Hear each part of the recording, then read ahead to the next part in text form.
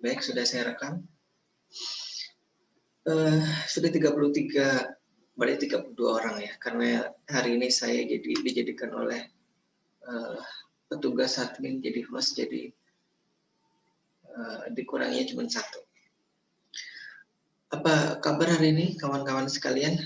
Yang saya lihat di list partisipan di sini ada M. Hasanuddin, kemudian Yulita Luciani Dewi, Helgi Okto, ya, Helgi Okto Dionida, Muhammad Saufi, kemudian Agus Miftah, Ahmad Ramadan, kemudian Muhammad Seman Taufik.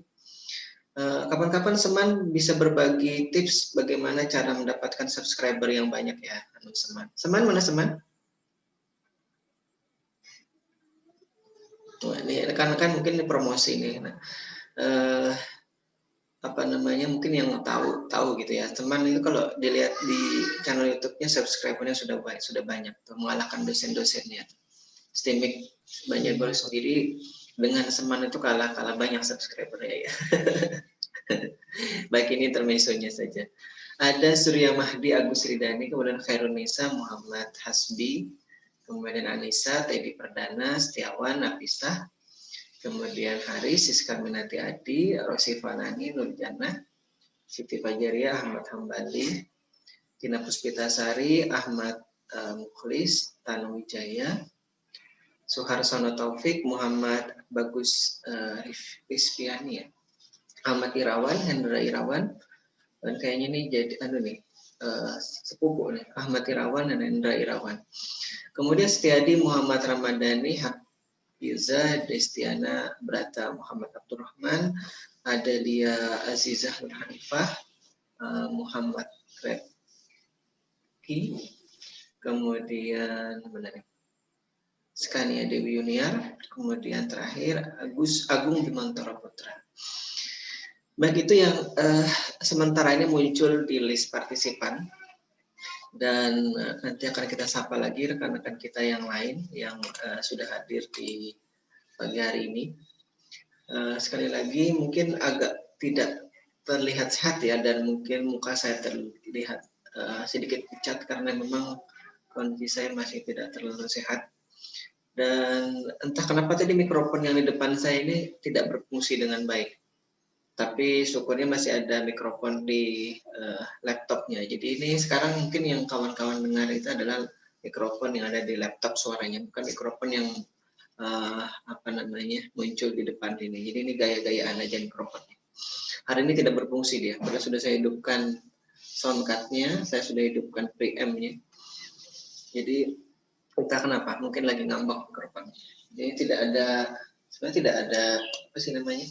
Oh, ini mungkin kurang tancap nih. Sebentar. Saya coba ubah mikrofon tes ini dulu ya. Nah.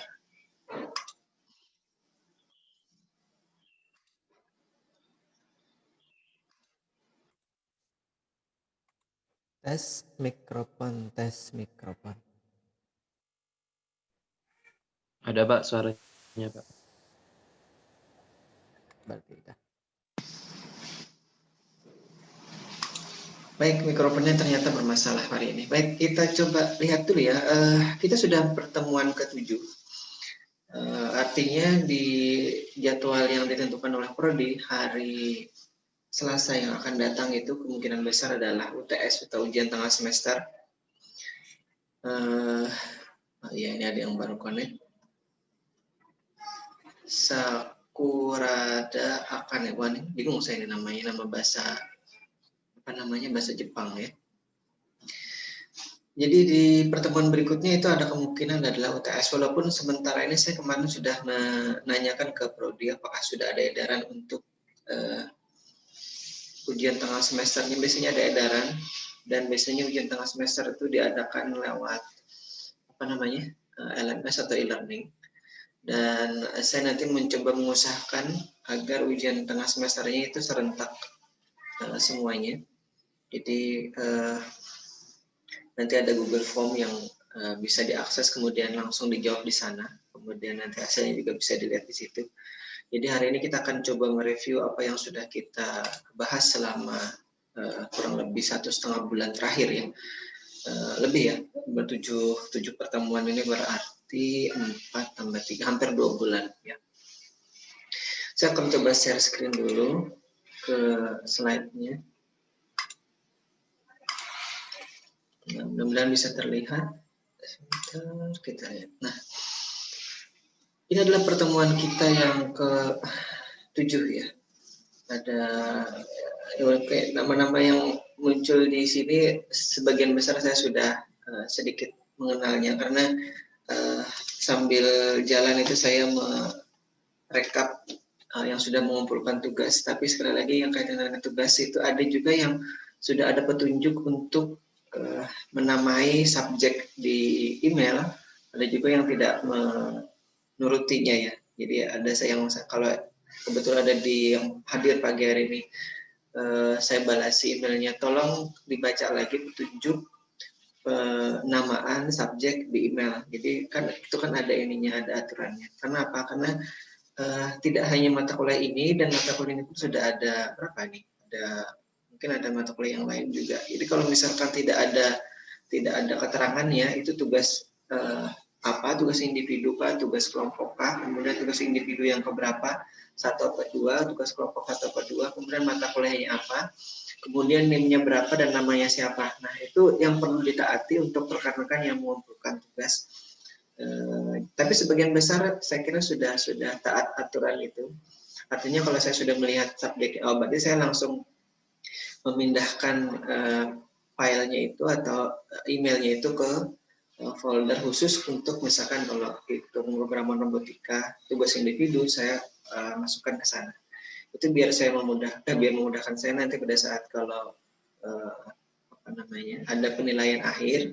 Mungkin ada yang kelewat, saya lihat ada misalkan ada yang protes, Pak, kok nilai tugasnya tidak ada, maka saya akan mengecek ke folder situ. Nah, kalau misalkan tidak jelas subjeknya itu apa, kemudian namanya siapa, NIM-nya tidak ada, itu tugas kelompok atau pribadi kan, itu yang nanti menyulitkan dan mungkin akan memakan waktu yang lebih lama ya daripada kalau sudah ada keterangannya seperti tadi itu. Baik, kita lihat lagi materi-materi yang sudah diberikan sebelumnya. Ingat ya, ini pertemuan pertama kalau tidak salah, itu ada jenis-jenis robot. Bisa jadi nanti akan muncul lagi ini di ujian tengah semester atau ujian akhir, bahwa ada sekian banyak jenis robot yang ada di luar sana, dan yang tertulis di sini bisa jadi hanya sebagian kecil saja, tapi tidak menutup kemungkinan ini merupakan rekapan dari sekian banyak robot yang ada di luar sana sementara ini gitu ya. Jadi seingat dan sepengetahuan saya, jenis-jenis robot yang ada di dunia sementara ini adalah yang kaitannya dengan ini.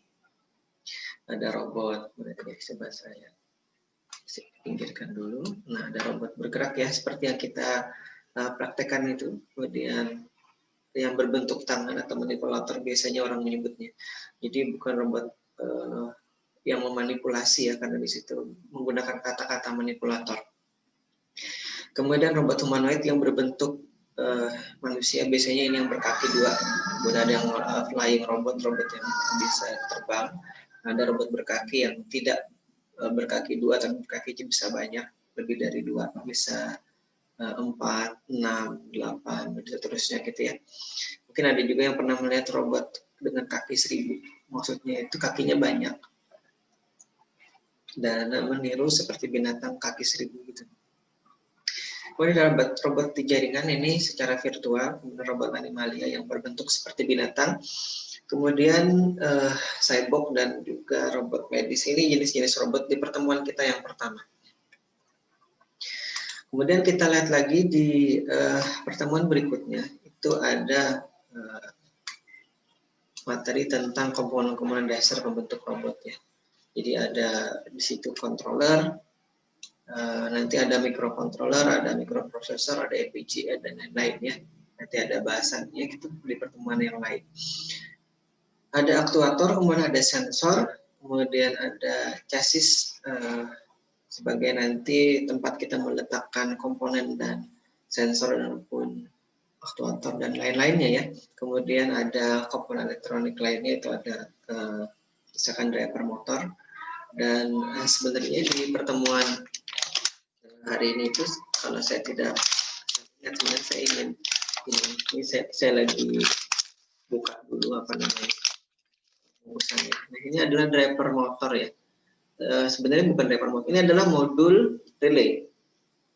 Nah, di pertemuan sebelumnya itu kan kita sudah bahas driver motor yang menggunakan apa namanya IC atau chip L298. Nah, di situ juga tertulis, seharusnya saya menyampaikan ini juga.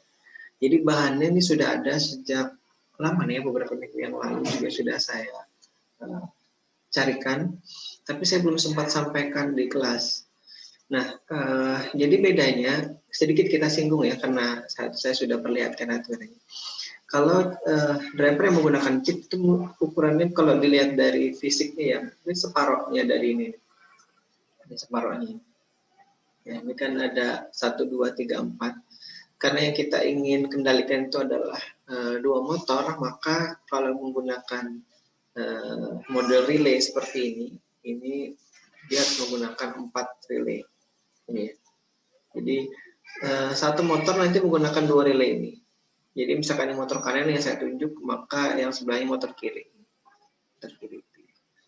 Nah, jadi bedanya dengan si chip atau IC, kalau menggunakan si modul relay ini harus sepasang dia. Untuk satu motor itu sepasang. Karena dia tidak bisa dibalak-balik secara apa ya? Secara digital seperti halnya kita menggunakan chip. Dia karena ini adalah saklarnya saklar mekanik. Atau ada nanti kalau misalkan didengarkan gitu ya, kita beri misalkan logika 1 di chip di relay yang sini, maka dia akan hidup kontaknya. Begitu pula dengan yang sebelahnya, 1 hidup, 0 mati. Ini juga 1 hidup, 0 mati, ini 1 hidup, 0 mati. Misalkan dia aktif high gitu ya. Aktif high itu artinya dia menghidupkan kontaknya pada saat diberi logika 1 high gitu. Nah, karena itu tadi di sini sebenarnya ya kalau misalkan kita beri tegangan, misalkan ini relay berapa volt ya, saya tidak ingat, mungkin relay 5 atau relay 6 volt.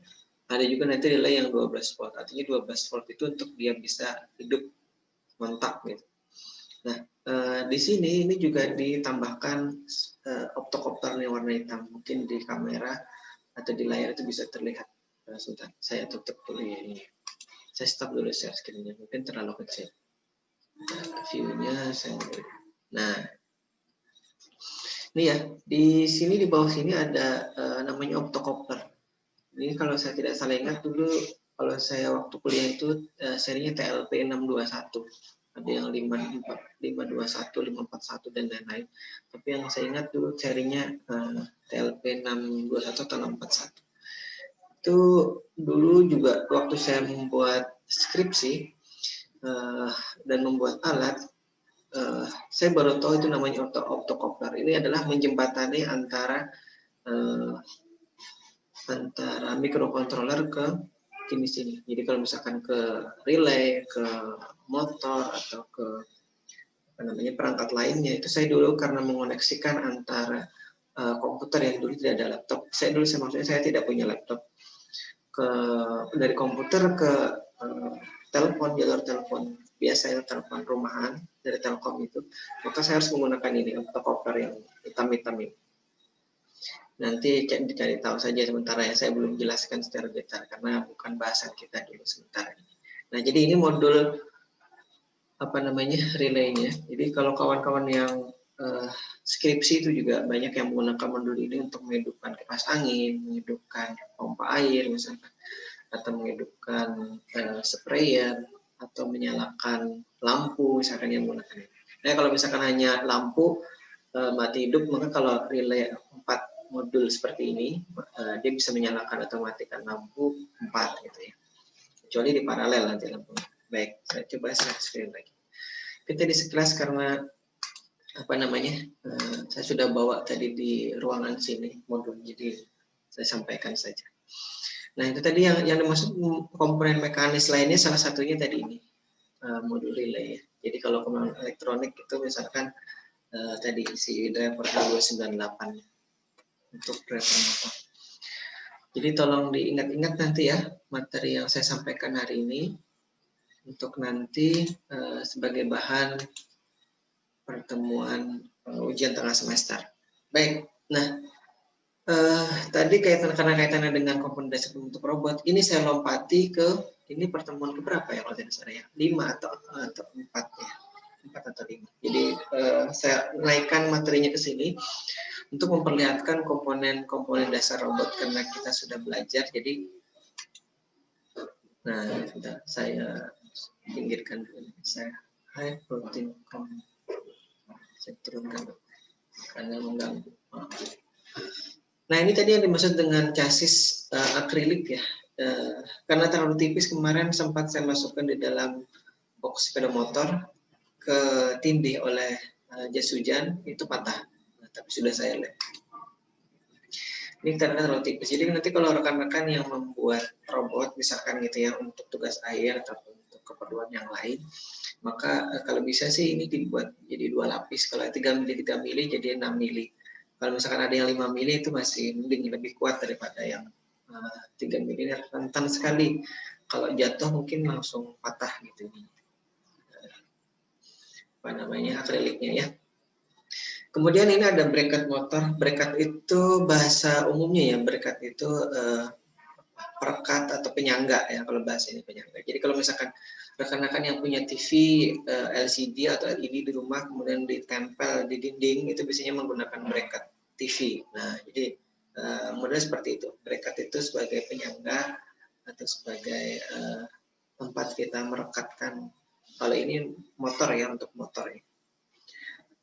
Kemudian ada roda dan ban, itu ada 2 ya. Kemudian ada motor DC-nya yang dilengkapi dengan gearbox. Kemudian ada ini, nah ini lagi sama kan ya, bracket. Ada bracket untuk TV, bracket untuk motor, dan ini bracket untuk motor servo. Tadi untuk motor DC biasa, sekarang untuk servo dan juga untuk kamera. Jadi di dalam paketannya kemarin ini ada bracket ini. Nah ini saya geser. Ada roda, kemudian ada sensor kemarin, ultrasonic ya, salah tulis. Kemudian ada sensor shield-nya, kemarin ini komponen-komponen pembentuk robot ya. Kemudian ada Arduino Uno yang kita gunakan. Ini versi KW ya, bukan versi original. Versi original chipnya, chip mikrokontrolernya bisa dicabut pasang. Kalau yang model KW biasanya sekali rusak tidak bisa digunakan lagi, kecuali bisa mengganti chipnya. Tapi karena saya tidak punya solder uap itu seperti hanya teknisi handphone biasanya, jadi saya tidak bisa mengganti, udah punya saya yang rusak chipnya. Ada kabel USB, ada tempat baterai ya. Nah, tempat baterai ini di pertemuan berikutnya kan sudah saya sampaikan, kita tidak gunakan itu karena baterai yang rechargeable tipe AA itu saya tidak punya lagi. Itu sudah ada tapi sudah lama, jadi tidak bisa dicas lagi, muatannya sudah tidak bisa bertahan lagi. Baik, kemudian di pertemuan sebelumnya juga kita sudah membahas jenis-jenis controller ya. Jadi di kita itu kita menggunakan microcontroller. Jenisnya nanti ATmega, ada yang 328, kalau di semester lalu itu yang 168. Mungkin ada lagi nanti ATmega yang lain ya, 2560, tapi belum saya sampaikan di pertemuan kita. Baik, kalau ada sanggahan, pertanyaan itu tolong ya, ini kesempatan untuk bertanya hari ini. Jadi jangan sampai nanti sudah UTS, sudah ujian akhir semester, baru sadar bahwa saya tidak paham, kenapa saya tidak bertanya gitu, kenapa saya harus tidak paham apa yang disampaikan itu, terus tidak bertanya gitu. Saya tidak mau sebut tadi kenapa saya harus mengulang lagi itu aja. Baik, kita teruskan. Oh ya, sebelum tadi ada SOC ya. Saya sempat menyinggung Intel Galileo, tapi saya belum sempat mencarikan barangnya itu yang mana, nanti biar tidak penasaran. Walaupun hanya melihat secara virtual di Zoom sini, paling tidak pernah melihat gitu kalau ditanya. Tahu tidak SOC? Tahu. Gitu ya. Pernah melihat? Pernah. Nah sebenarnya yang dipegang oleh kawan-kawan sekalian itu juga sebenarnya adalah SOC ya di dalamnya. Jadi di dalam smartphone itu hampir semuanya yang sekarang ya, yang berbasis Android atau mungkin yang menggunakan iPhone atau yang jenisnya itu sudah menggunakan SoC, sistem on chip. Jadi rata-rata sistemnya sudah ditanam di chipnya atau di IC-nya. Jadi entah Android-nya, entah iOS-nya, entah apa lagi kalau dulu ya, sendiannya misalkan itu sudah ada di situ. Jadi tidak menggunakan operasi yang sekaya. Jadi Android-nya sudah tertancap.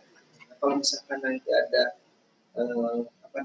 updatean itu dia beradanya di ROM. Jadi tidak kalau misalkan gini, sistem on chip-nya itu sudah ada di ROM bawaannya ya, tapi kalau misalkan nanti ada updatean segala macam itu dia akan menggunakan ROM yang masih bisa diubah-ubah isinya ya. Jadi kalau misalkan pertamanya Android-nya versi 4 gitu, kemudian nanti ada versi 5, versi 6 dan dia misalkan kuatnya sampai versi 6 saja, maka updatean itu tidak akan menindih sistem operasi yang ada.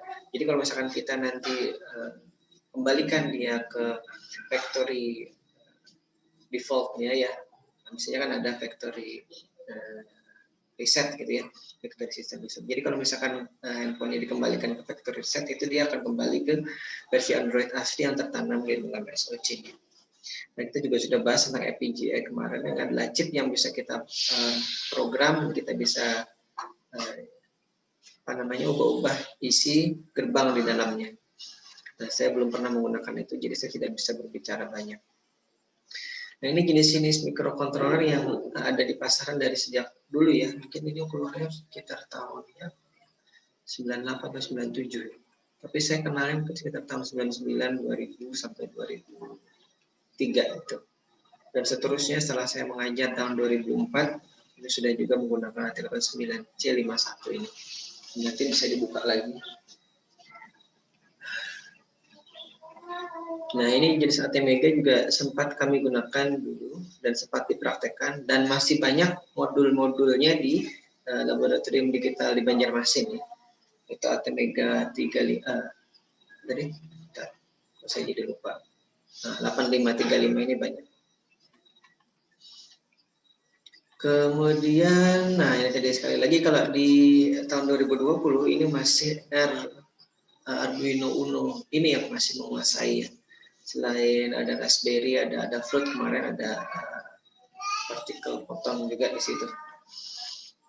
Nah, ini yang Arduino yang original, tapi yang kita gunakan bukan yang original. Nah, tidak apa-apa karena kita budgetnya terbatas, termasuk saya juga. Kalau harus beli yang mahal itu kan dapat mungkin 9 atau 10 yang model KW seperti ini. Tapi tidak apa-apa, yang penting fungsinya masih berfungsi baik, berfungsi dengan normal gitu, menyerupai dengan yang original atau yang asli. Jadi kalau yang untuk belajar awal yang KW itu tidak masalah. KW dalam artian bukan bajakan ya, dia masih apa namanya, bisa digunakan dan normal fungsinya. Hanya saja mungkin kalau dari sisi originalitas ya, kalau yang asli itu biasanya konektornya itu tidak cepat dol kalau bahasa pasarnya. Jadi kalau yang model KW seperti ini sudah dicabut pasang berkali-kali, itunya apa namanya, jumpernya nanti dia bisa sudah agak longgar. Makanya di paketannya ini kemarin itu kan ada sensor shiftnya, itu yang saya pasang kemarin, sensor shift. Nah, ini saya tidak bahas lagi karena sudah kita bahas. Ini ada coret-coretan saya nih di sini waktu kemarin. Ini adalah diagram lengkap dari atau istilahnya pin mapping dari si Arduino Uno ya. Jadi nanti bisa belajar dari sini pinnya apa saja, PWM itu ada di pin mana saja. Nanti kalau misalkan saya keluarkan lagi gambar atau ini di ujian tengah semester, nanti jangan bingung ya. Misalkan saya tanyakan di ujian itu di mana posisi sinyal apa namanya, bukan sinyal, pin yang kita bisa berikan sinyal PWM di pin tersebut gitu ya. Itu bisa dilihat di situ kan, lihat saja ada pin berapa, dari pin 3 misalkan pin 5. Atau ada pertanyaan berikut ini yang termasuk pin yang bisa diberikan sinyal PWM adalah ini atau yang mana gitu. Saya kalau di mata kuliah yang sama di semester yang lalu itu kan saya suka membuat pertanyaan yang jawabannya mungkin mirip-mirip gitu ya. Jadi kalau misalkan tidak jeli membacanya, bisa jadi menjawabnya akan salah. Itu memang salah satu teknik kalau guru atau dosen gitu yang membuat soal yang bukan dikatakan baik sih ya, kurang lebih mencapai yang baik gitu. Jadi kalau misalkan dilihat soalnya itu tidak bisa ditebak langsung, kan ada misalkan kalau kita lihat jawabannya dari soalnya itu ya, wah jawabannya mesti ini nih, beda sendiri gitu. Tapi kalau misalkan dari kelima jawabannya itu hampir mirip, nah itu akan apa namanya, dalam tanda kutip menyusahkan mahasiswa yang menjawab gitu, atau menyusahkan yang menjawab. Tapi kalau dari statistik itu akan meningkatkan nilai reliabilitasnya. Jadi kan kalau kami dulu belajar evaluasi pendidikan itu kan ada nanti uji butir soal. Jadi kalau misalkan ada rekan-rekan yang pernah membaca hasil penelitian kawan-kawan di SIMIK Banjarbaru, kemudian mereka menggunakan uji user acceptance gitu kan. Jadi kan pertanyaan-pertanyaan atau butir pertanyaan itu memang layak atau tidak ditanyakan gitu ya. Nah, jadi bahasa statistiknya reliable apa tidak. Kalau bahasa Inggrisnya reliable atau tidak gitu ya, namanya butir itu. Nah, itu juga yang kami usahakan kalau membuat soal ujian gitu. Jadi reliabilitasnya harus tinggi atau kelayakannya tinggi. Jadi jangan sampai nanti seperti soal untuk anak SD gitu ya.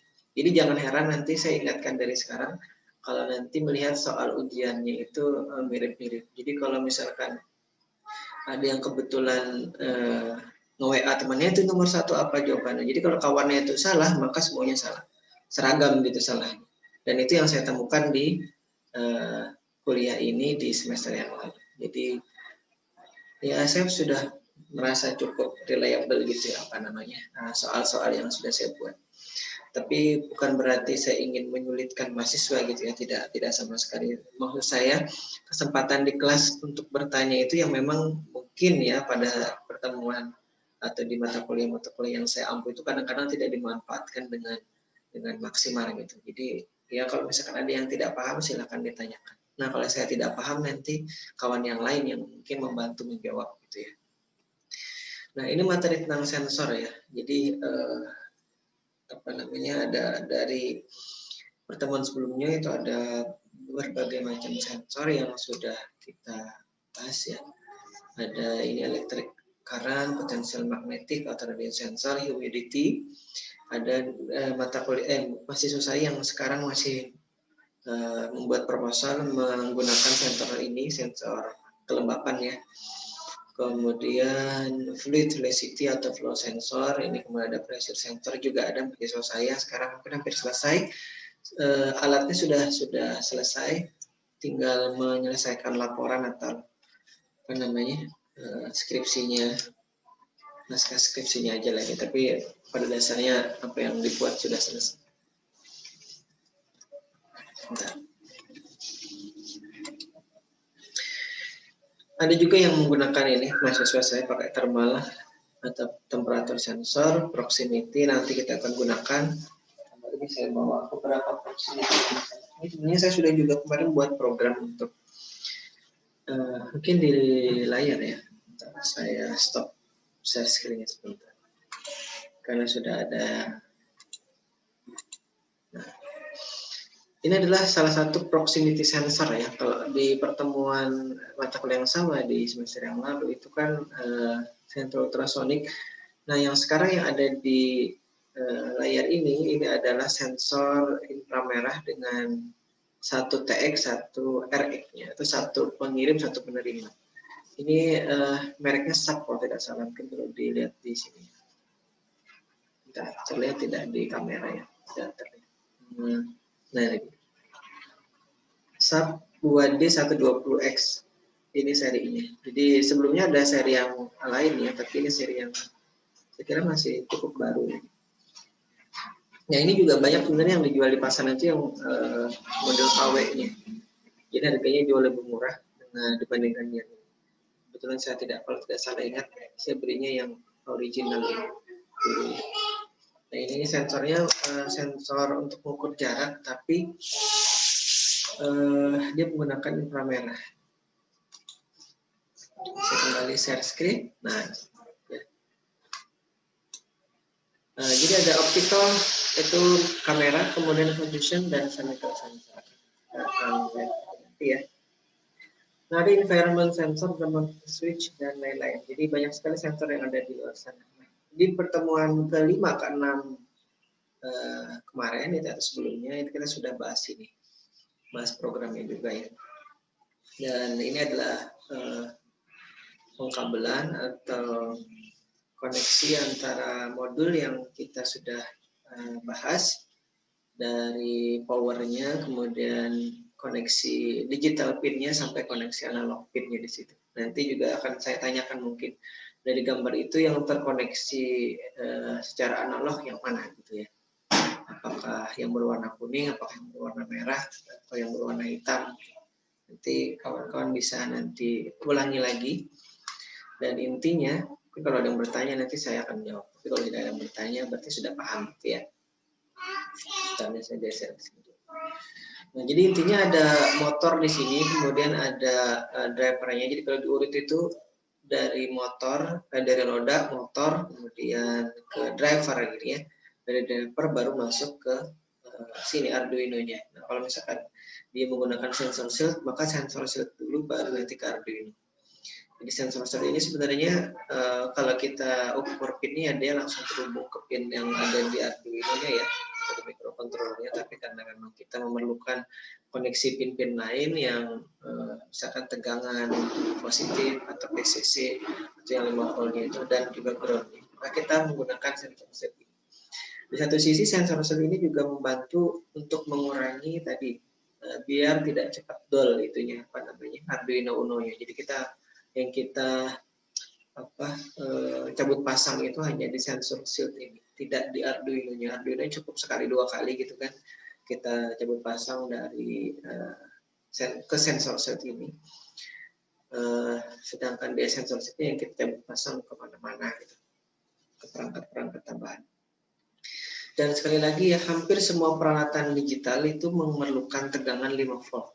Dan biasanya kalau lebih dari 5 volt sudah sampai 6 atau 6,5 volt dia sudah jebol. Karenanya di hampir semua perangkat digital itu dia memerlukan regulator 5 volt. Ini yang perlu juga nanti dicatat ataupun diingat baik-baik. Semua perangkat itu termasuk bisa jadi nanti modul delay ini ya. Saya belum atau dulu kalau tidak salah dia perlu tegangan 5 volt juga untuk mendrive ininya si octocopternya yang warna hitam-hitam kecil ini kakinya ada 4. Jadi ini untuk bisa hidup si octocopternya perlu tegangan 5 volt. Karenanya kita perlu menyuplai juga tegangan 5 volt. Baik, mohon maaf, kepala saya agak nyut-nyutan sedikit ya. Mungkin kondisi saya yang belum terlalu sehat ini. Baik, ini adalah tampilan robot Broda yang digunakan, sudah saya foto ini dari atas menyamping gitu ya. Yang ini adalah bagian, sebentar saya tunjuk spotlightnya. Nah ini dia. Ini bagian depan, yang bagian depan ini. Jadi dia dibedakan ada bumper agak melingkar atau agak oval di sini ya. Kemudian ini ada roda, ini baterai. Baterai ini sebelumnya mungkin saya letakkan di belakang, habis itu saya ganti posisinya biar lebih rapi. Saya letakkan agak ke depan sini. Nanti di depan sini berikutnya kan kita pasang motor servo dan juga sensor. Kita sensor tadi yang inframerah yang ini ya, kalian ini. Atau nanti sensor ultrasonik yang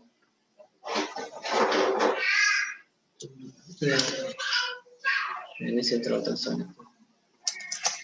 Nah, ini ada driver motor yang tengah, kemudian ini adalah Arduino Uno. Kita lihat lagi, wah ini sudah coretan-coretan. Ini kemarin saya nyoret-nyoret di program, tapi dia coret-coretannya muncul di luar. Ingat ini di program yang sudah saya sampaikan itu Ada proses inisialisasi, ini nanti yang menentukan pin mana yang kita gunakan, pin mana yang aktif, pin mana yang tidak aktif gitu ya. Kemudian jenis satu tipe datanya, kemarin kenapa byte itu ada alasannya kan sudah saya sebutkan, karena kalau tipe datanya integer dia akan nanti menggunakan atau mengalokasikan ya bahasa tepatnya mungkin mengalokasikan di memorinya itu mungkin di RAM-nya itu cukup besar, jadi nanti akan menggunakan RAM atau bahkan ROM gitu yang banyak. Sedangkan kita hanya menamainya ini sekali gitu dan hanya ada satu angka saja. Misalkan variabel int A1 itu angkanya 6. Angka 6 itu kan satu angka saja. Maka sebenarnya kalau ada tipe data yang jumlahnya lebih kecil daripada byte ini ya mungkin kita bisa gunakan. Tapi yang seingat saya yang kecil ini baru byte ini. Kalau misalkan tipe datanya boolean, maka boolean itu kan angkanya yang 0 dan 1. Sedangkan kita perlukan di sini angkanya 6. Ini ada juga angka 7, 8, 9, 3, 5. Dan juga angka 90 di sini. Maka yang paling bisa atau yang paling memungkinkan sementara ini adalah ini, byte ini.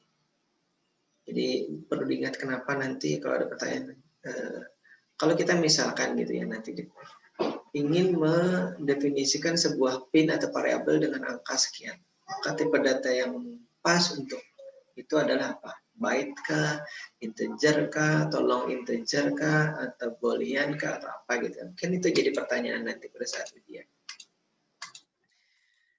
Baik, ini adalah void setup-nya. Nah, kalau tadi kita menamai pin dengan angka-angka gitu ya, mendefinisikannya atau menginisialisasinya. Kalau sekarang dari pin-pin yang kita sudah tunjuk tuh berada di nomor berapa, kita akan set dia sebagai apa? Input kah sebagai output. Nah, ini tempatnya ada di void setup. Ya, kalau di pemrograman, kan ini pemrograman robotika ya, pemrograman. Jadi saya perlu menjelaskan programnya, walaupun mungkin tidak terlalu detail seperti yang seharusnya ya. Nah, ini kemarin juga sudah dibahas. Kita saya lihat jam. Sudah lewat.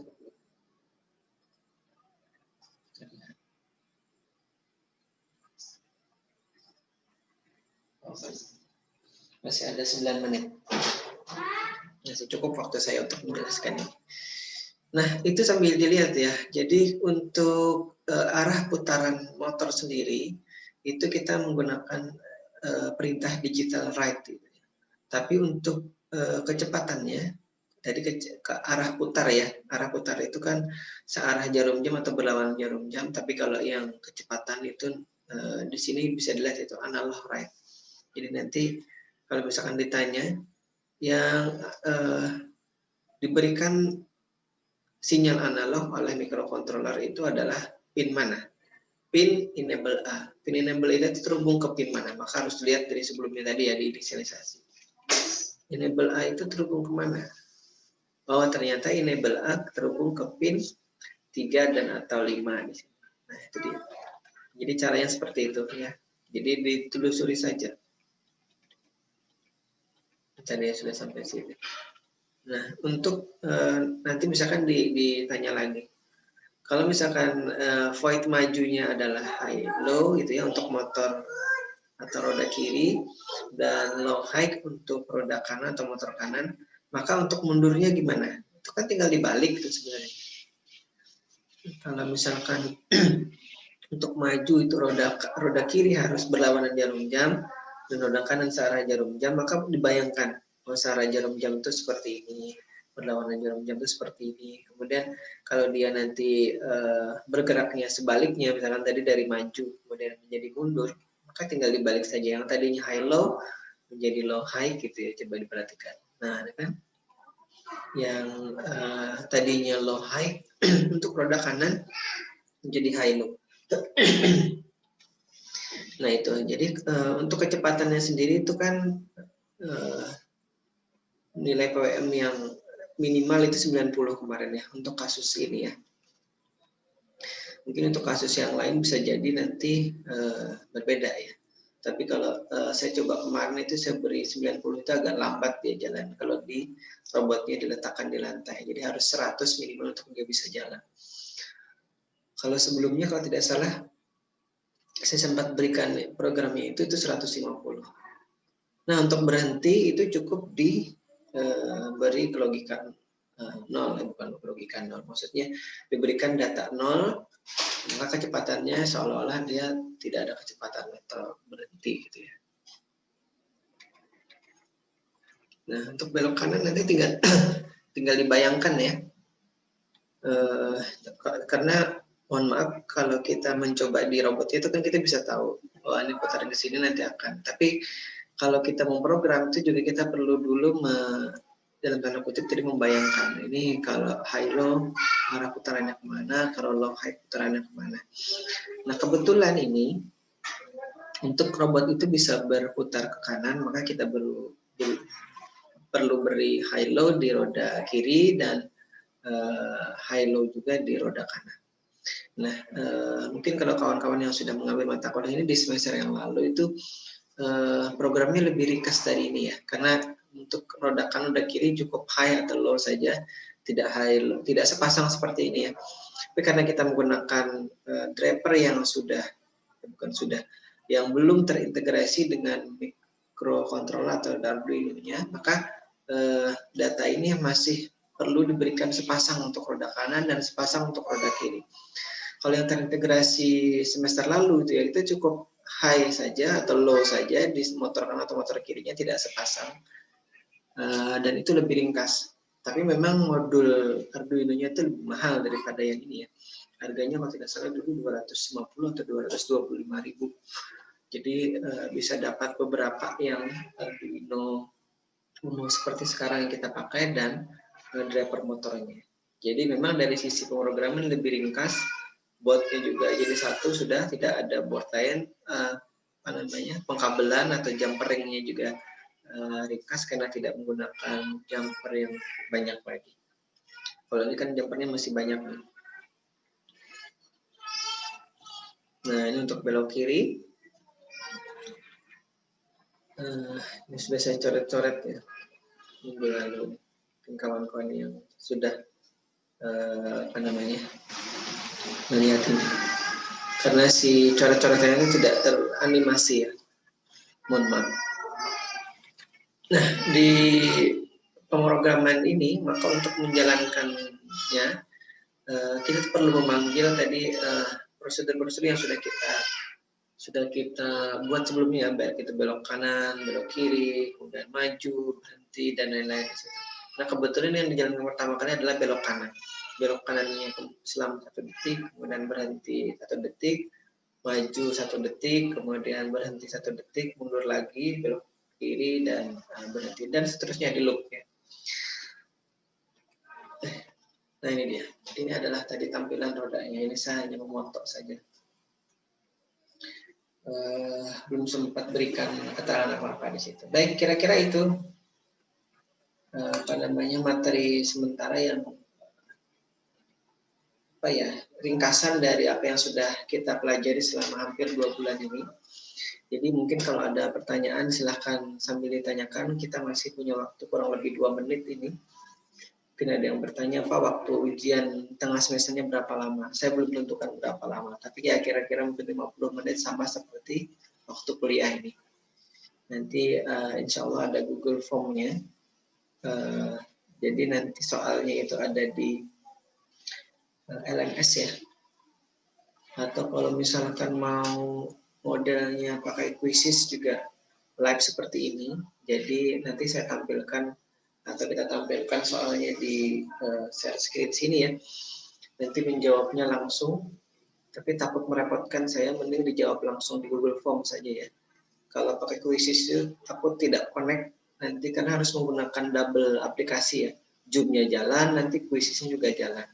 Kalau si Google Form mungkin tidak perlu bertemu kita di Zoom-nya sini, cukup langsung di Google Form-nya saja. Karena kalau quizzes itu kan dia tidak bisa menampilkan soalnya harus ditampilkan di slide di sini. Kemudian nanti menjawabnya live gitu. Jadi telah ketahuan berapa banyak yang menjawab benar, berapa banyak menjawab salah. Kalau di Google Form itu kan nanti kan saya harus ngambil lagi dari Google Form-nya, kemudian nanti baru rekapannya saya lihat berapa banyak yang menjawab benar, berapa banyak yang menjawab salah. Kira-kira itu ya. Mungkin ada pertanyaan dulu. Minati?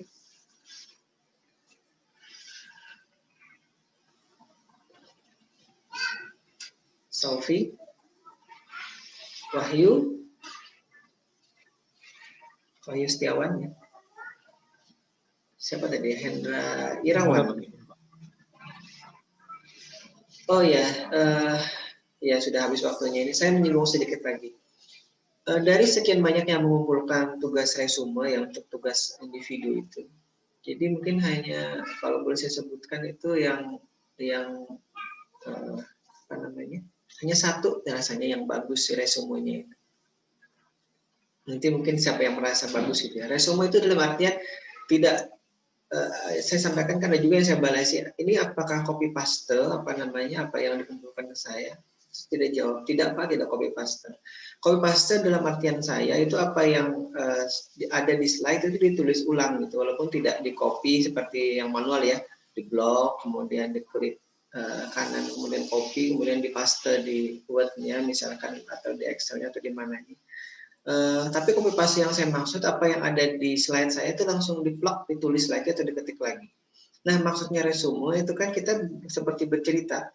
Tadi saya misalkan kuliah pemrograman robotika, mulainya jam 8 persis. Tadi dosennya agak pucat mukanya gitu ya, misalkan ya suaranya tidak terlalu kencang seperti biasanya, mikrofonnya bermasalah gitu. Kemudian slide-nya warnanya warna krem gitu. Kemudian yang dibahas adalah materi-materi sebelumnya, diantaranya ini. Nah, itu yang dimaksud dengan resume. Jadi tidak plug apa yang disampaikan. Jadi tadi tulisannya misalkan gitu ya, tulisannya pemrograman robotika. Kemudian tulisannya nanti jenis-jenis robotnya ini. Nah, memang apa yang saya sampaikan adalah itu, tapi maksud saya kalau membuat resume itu seperti apa? Jadi memang kita tidak terlatih gitu ya. Jadi ya ada baiknya saya sampaikan di sini untuk mengingatkan saja ya. Baik, karena kita tadi mulainya jam 8.01, sekarang sudah jam 8.51, saya kira cukup ya. Kalau memang tidak ada pertanyaan, saya sudah tadi beri kesempatan, bisa jadi mungkin agak sungkan bertanya di sini ya, nanti bisa ditanyakan di media yang lain, entah lewat WhatsApp atau lewat email atau lewat LMS ya. Tapi LMS itu saya agak jarang membuka chatnya kadang-kadang. Di WA saja ya kalau ada pertanyaan apa gitu ya. Mungkin ada yang mengganjal dan sungkan ditanyakan di sini. Baik, sudah lewat waktunya, saya kira itu dulu. Saya ada acara di Kopertis ini, tapi nanti ini paralel saja dengan mengajar biar apa namanya, saya connect lewat handphone saja. Saya kira itu dulu, mohon maaf atas kesalahan kata-kata yang saya apa namanya buat pada kesempatan kali ini. Mohon maaf, mudah-mudahan pekan depan kita bisa bertemu lagi untuk bisa melaksanakan UTS-nya dengan baik dan hasilnya maksimal gitu ya. Terima kasih. Saya akhiri. Wabillahi taufiq wal hidayah. Assalamualaikum warahmatullahi wabarakatuh. Waalaikumsalam warahmatullahi wabarakatuh.